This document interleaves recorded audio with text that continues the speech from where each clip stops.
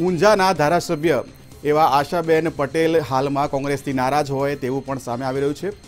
મહત્વનું કહી શકાય કે આશાબેન પટેલની જો વાત કરવામાં આવે તો તેઓ ગાંધીનગર સ્થિત એમએલએ ક્વાર્ટરમાં તેમની મુલાકાત થઈ હતી, જેને લઈને હાલમાં અનેક અટકળો ચાલી રહી છે। એક તરફ જે રીતે વાત કરીએ કે કુંવરજી બાવળિયા કોંગ્રેસમાંથી ભાજપમાં જોડાઈ ગયા અને ભાજપમાં તેઓને મોટો કદ મળ્યો, ત્યારે તેને લઈને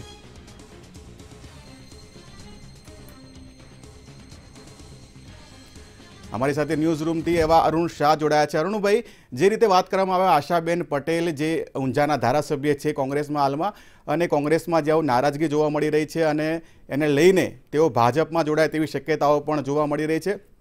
महत्वनुं ए वात कही शकाय कि जे रीते कुंवरजी बावळियाए कांग्रेस छोड़ीने भाजप में जोड़ाया, हवे आशाबेननो नंबर है कि केम, शुं लागे छे? जे रीते राजकीय गतिविधि तेज पकड़ी है ने जे रीते भाजप द्वारा एक रीते कही शकाय कि लोकसभा 2014 में जे रीते 26 में 26 बेठकों हासिल करवामां सफलता प्राप्त करी है,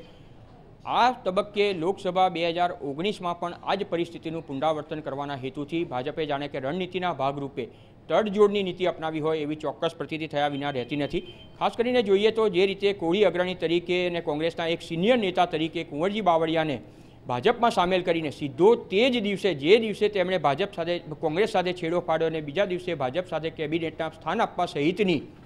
तमाम गतिविधि तेज बनावी, तेना परथी ज प्रतीति थाय छे कि भाजप चोक्कस रीते कोईने पण प्रकारे तेमनो जे लक्ष्यांक निर्धारित छे ते हासिल करवा माटे साम दाम दंड अने भेदनी नीति अख्तियार करे छे अने तेना ज भागरूपे जे रीते कुंवरजीभाई बावळिया पण आव्या। सामे जोईए तो सहकारी क्षेत्रे सारूं काठुं काढनारा कांग्रेसना सीनियर अग्रणी जीवाभाई पटेल पण तेनुं श्रेष्ठ उदाहरण है। जीवाभाई पटेल पण भाजपमां सामेल थया छे, जे एक समयमां कही शकाय कि नायब मुख्यप्रधान नितिन पटेलना कट्टर जीवाभाई पटेल राजकीय रीते कहीए तो दुश्मन हता तेवुं कहीए तो पण अस्थाने नहीं गणाय अने तेमने पण भाजपमां सामेल करवामां आव्या छे। त्यारे आ प्रमाणेनी नीति ज्यारे भाजपमां अख्तियार करवामां आवी रही छे ने त्यारे आजना तबक्के जोईए तो आजे सवारथी जे रीते पाटनगर गांधीनगरमां गतिविधि तेज बनी छे। सौथी महत्वनुं छे कि कांग्रेसना एक सीनियर आगेवान अने गांधीनगर दक्षिणनुं नेतृत्व करता विधानसभानुं प्रतिनिधित्व करता डॉक्टर सीजे चावड़ा पण तेमना निवासस्थान सुधी पहोंच्या छे, एटले के डॉक्टर आशाबेन पटेलना एमएलए स्थित गांधीनगरना निवासस्थाने तेओ पहोंच्या तो सीजे चावड़ा ने सवारे वहेली सवारे आ मुलाकात लेवानुं कारण शुं ते प्रश्ननो जवाब आपवामां हजू हमणां ज्यारे मंतव्य न्यूज़े बात करीने प्रवक्ता तरीके जयराजसिंह परमारे जे जवाब आप्यो तेमां चोक्कस रीते आशाबेन पटेलनी नाराजगी होवानो स्वीकार खुद जयराजसिंह परमार द्वारा करवामां आव्यो छे, परंतु तेना कारणे तेओ भाजपमां सामेल थशे ते अंगे तेमणे कंई पण कहेवानुं टाळ्युं हतुं। हालना तबक्के जोईए तो बंने जे राजकीय नेताओ जे आशाबेन पटेल के जेनुं राजीनामું આપવાની गतिविधि तेज बनी है, परंतु ते दिशामां भाजपना संपर्कमां छे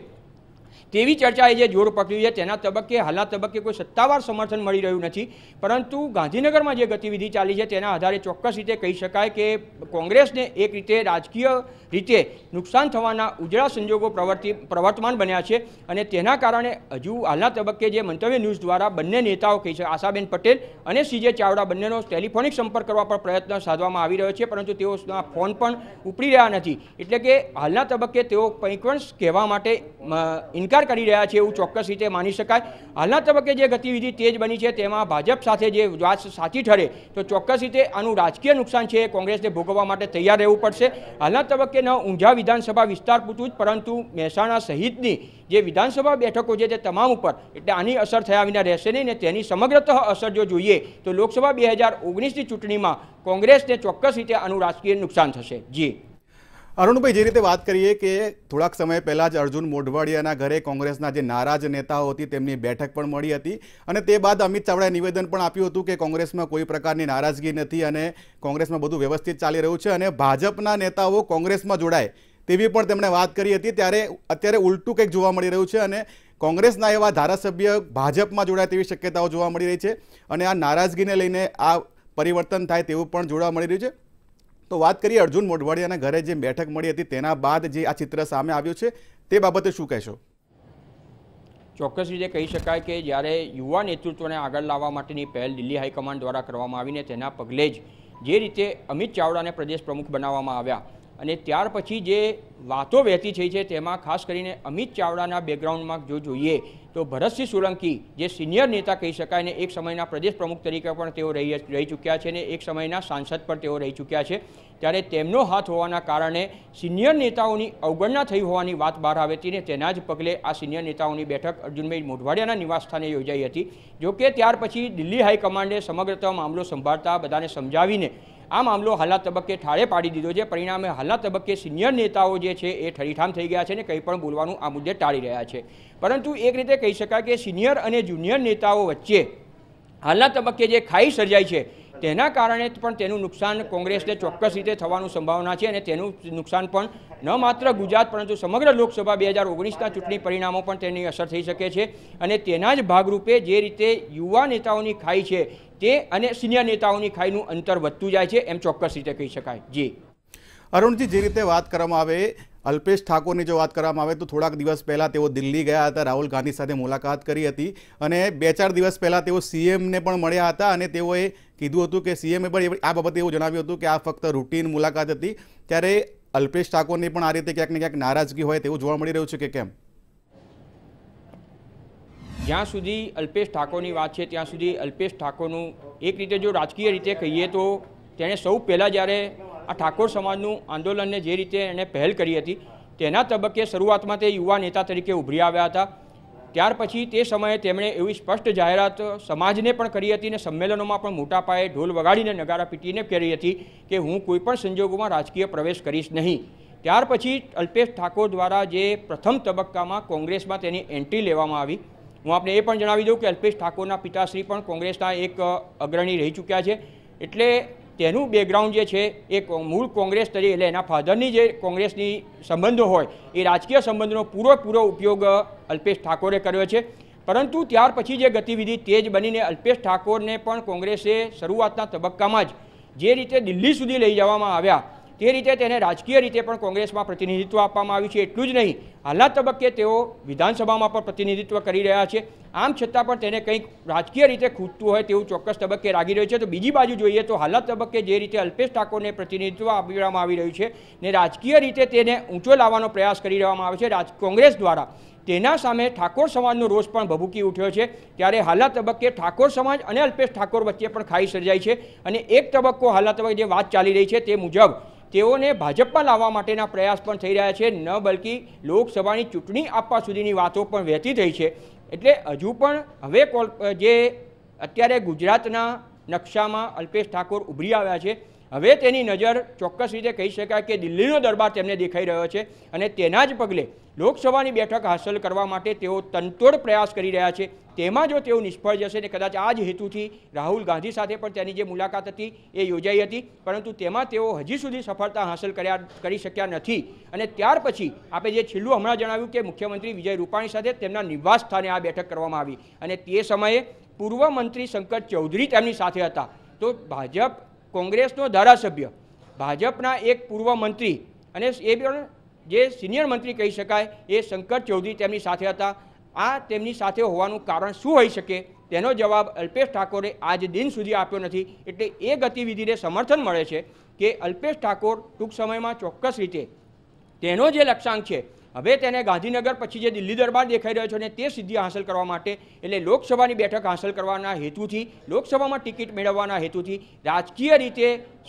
જેનો સ્વાર્થ સિદ્ધ કરવાના હેતુથી ચોક્કસ રીતે તેઓ ભાજપમાં સામેલ થઈ શકે છે. જોકે હાલના તબક્કે આ અંગેની વાતને સંપૂર્ણ કોંગ્રેસ કે ભાજપ દ્વારા કોઈપણ પ્રકારનું સમર્થન મળ્યું નથી, પરંતુ જે ગતિવિધિ દેખાઈ રહી છે અને અલ્પેશ ઠાકોરની જે રાજકીય ઘેલછા બહાર આવી છે, રાજકીય મહેચ્છા જે છે તેને સાકાર કરવા માટેનો તે જે પ્રયાસ કરી રહ્યા છે તે ચોક્કસ રીતે દર્શાવે છે કે કોંગ્રેસથી નારાજ થઈને તે હવે ટૂંક જ સમયમાં ભાજપમાં સામેલ થાય અને લોકસભાની બેઠક પણ તેમની નિશ્ચિત થઈ ચૂકી હોવાનું રાજકીય રીતે ભાજપમાં પણ ચર્ચા રહ્યું છે. સંભવતઃ લોકસભાની પાટણ બેઠક ઉપરથી અલ્પેશ ઠાકોર ચૂંટણીમાં ઝુકાવે તો પણ નવાઈ નહીં. એટલે હાલના તબક્કે ભલે સત્તાવાર રાજકીય પક્ષ હોય, ભાજપ કે કોંગ્રેસ હોય, બંને અલ્પેશ ઠાકોરની ગતિવિધિ અંગે કંઈ પણ કહેવાનું ટાળી રહ્યા છે, પરંતુ અલ્પેશ ઠાકોરની જે ગતિવિધિ છે ચોક્કસ રીતે ભાજપ તરફ મંડાયેલી છે. જોકે આ અંગે અંતિમ પરિણામ શું આવશે તેના માટે હજુ રાહ જોવી જ રહેશે. જી અરુણજી, જે રીતે વાત કરીએ, આશા પટેલ જે રીતે અત્યારે ફોન પણ સ્વિચ ઓફ છે અને તેઓ હાલમાં સીજે ચાવડા સાથે મુલાકાત કરી ગાંધીનગરના એમએલએ ક્વાર્ટરમાં, અને તેમનો નંબર બંધ છે. આવનારો લોકસભા ચૂંટણી હવે થોડાક મહિનાઓ એટલે કે ગણતરીના દિવસો જ કહી શકાય, ત્યારે તમામ જે પરિવર્તન છે તે કોંગ્રેસ તરફથી જોવા મળી રહ્યા છે. ભાજપમાંથી કોઈ પણ ધારાસભ્ય હોય કે નેતા હોય એ કોંગ્રેસમાં જોડાયું હોય એ ખૂબ જ ઓછું જોવા મળે છે. જ્યારે કોંગ્રેસમાંથી જે ભાજપમાં જોડાય તે જે આંકડો છે એ ખૂબ જ દિવસે દિવસે વધતો જાય છે, અને જેમ જેમ લોકસભાની ઇલેક્શનને નજીક આવી રહ્યું છે તેમ તેમ આ જે વસ્તુઓ છે સામે આવી રહી છે. તેને લઈને જાણે જોવા જઈએ તો કોંગ્રેસને ખૂબ જ નુકસાન અને ભાજપને ખૂબ જ ફાયદો થાય એવું છે. આશાબેનની જો વાત કરવામાં આવે તો આશાબેન જો ભાજપમાં જોડાય તો ભાજપને કેટલો ફાયદો? અરુણજી, સત્તા આગળ શાણપણ નકામું છે એવી કહેવત છે. એટલે એક રીતે કહી શકાય કે કોંગ્રેસમાંથી ભાજપમાં લોકો આવી શકે, કારણ કે તેમને સત્તા દેખાય છે. જ્યારે ભાજપમાંથી કોંગ્રેસમાં ન જાય તેનું કારણ કે તેઓ પાસે સત્તા વિહોણા છે. એટલે કોઈ પદલાલસા છે એ પદલાલસા તેઓને મળવાની નથી, એક નિર્વિવાદ હકીકત છે. 2019 જ્યાં સુધી લાગે વળગે છે ત્યાં સુધી હાલના તબક્કે જો જોઈએ તો ભાજપ જે સત્તા હાંસલ કરી રહ્યું છે તે જારી રાખવામાં ચોક્કસ રીતે સફળ થશે તેવા સંજોગો છે. જો કે 26 બેઠકો છે તે પૈકી આ વખતે જો 2019ની લોકસભાની ચૂંટણીમાં ભાજપને ચોક્કસ રીતે બેઠકોની દ્રષ્ટિએ ચોક્કસ રીતે નુકસાન થશે એવા સંજોગો હાલના તબક્કે વર્તાય છે. પરંતુ જે રીતે ગઈકાલે આપણે જોયું ને તેમાં બજેટમાં જે રાહતો આપવામાં આવી છે, ખેડૂતો પ્રત્યેનો જે રોષ હતો તે રોષને ઠારવામાં ચોક્કસ રીતે વર્ષ 2019નું જે વચગાળાનું અંદાજપત્ર રજૂ થયું તેમાં સફળતા હાંસલ કરી છે ભાજપે, અને તેના કારણે હવે જે ખેડૂતોનો આક્રોશ હતો તે પણ સમી જશે. બીજી તબક્કે જોઈએ તો જે નોકરીયાર વર્ગ છે તેને પણ આવકવેરા સહિતની તમામ જે રાહતો આપવામાં આવી છે, વેરાના દર જે રીતે ઘટાડવામાં આવ્યા છે, ત્યારે ચોક્કસ રીતે તેનો લાભ પણ ભાજપને આગામી 2019ની લોકસભાની ચૂંટણીમાં થવાની પૂરી સંભાવના છે. એટલે એકંદરે કહી શકાય કે જે રીતે ન માત્ર ગુજરાતની 26 બેઠકો પરંતુ સમગ્ર લોકસભા ચૂંટણી 2019ની સમગ્ર દેશવ્યાપી રાષ્ટ્રીય સ્તરે પણ જોઈએ તો આનો લાભ ચોક્કસ રીતે ભાજપને થશે એવી પૂરી સંભાવના પ્રવર્તી રહી છે. પણ ગુજરાતને લાગે વળગે છે ત્યાં સુધી 26માંથી 26 બેઠકો એટલે જો ઈવીએમની કરામત ન નીકળે તો ચોક્કસ રીતે ભાજપને આ વખતે 26 બેઠકો મેળવવામાં તો કાઠું કાઢવામાં મુશ્કેલી પડશે જ, એ વાત પણ નિર્વિવાદ હકીકત છે. પરંતુ આખરે મતદારોનો જોગ કઈ રીતે રહેશે તે મતદારો જ્યારે ચૂંટણી યોજાશે ને ચૂંટણીમાં જે ઈવીએમમાં મત કોને આપશે તે જોવાનું રહેશે. જી અરુણજી, આભાર મંતવ્ય સાથે જોડાવા બદલ. જે રીતે આપણે વાત કરી ઊંઝાના ધારાસભ્ય એવા આશા પટેલ કોંગ્રેસ છોડીને ભાજપમાં જોડાય તેવી અટકળો હાલમાં ચાલી રહી છે, અને તેઓ કોંગ્રેસથી નારાજ હોય તેવું પણ ક્યાંક ને ક્યાંક સામે આવી રહ્યું છે. આજની વાત કરવામાં આવે તો ગાંધીનગર ખાતે એમએલએ ક્વાર્ટરમાં તેઓએ સીજે ચાવડા સાથે પણ મુલાકાત કરી, અને તે મુલાકાતને લઈને હાલમાં કોંગ્રેસના અમુક નેતાઓ સાથે પણ આપણે વાત કરી, ત્યારે કોંગ્રેસના નેતાઓ પણ આ બાબતે કોઈ પણ પ્રકારનું નિવેદન આપવાનો ઇનકાર કર્યો છે અને આ બાબતને ફગાવી દીધી છે. મહત્વનું કહી શકાય કે એક બાદ એક જે રીતે કોંગ્રેસના ઊંચા પદના નેતાઓની વાત કરીએ, અલ્પેશ ઠાકોર હોય, કુંવરજી બાવળિયા હોય, હવે તે બાદ જે રીતે આશા પટેલનું નામ આવ્યું છે તેઓ ભાજપમાં જોડાય તેવી શક્યતાઓ જોવા મળી રહી છે. તેને લઈને હાલમાં રાજકીય ક્ષેત્રે પણ ગરમાવો જોવા મળી રહ્યો છે.